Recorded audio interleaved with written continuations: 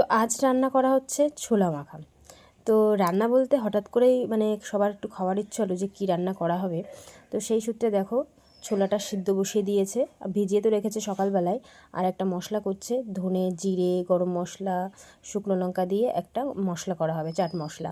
আর এদিকে দেখো দিয়ে দিয়েছে হচ্ছে ছোলার সাথে কয়েকটা আলু, সেটাই সিদ্ধ হচ্ছে। আর যে ভাজা মশলাটা একটু বেটে নেবে সাথে সাথে। আর এদিকে কিন্তু কাটা হচ্ছে পেঁয়াজ, শশা কুচি, লঙ্কা কুচি, এটা দিয়েই কিন্তু মাখানো হবে। দেখো সিদ্ধ করা হয়ে গেছে, এনে গাবলার মধ্যে রেখেছে। তার সাথে দেখো লেবু দেবে, পেঁয়াজ, তারপরে ছোটো ছোটো মানে কুচি কুচি লঙ্কা, এগুলো দিয়ে কিন্তু মাখাবে। এগুলো কিন্তু এমনি দোকানে ভালো লাগে খেতে, কিন্তু বাড়িতে যে বানানো হয়, মানে বাড়িতে যে বানাবো বা কিছু, মানে হঠাৎ প্ল্যান।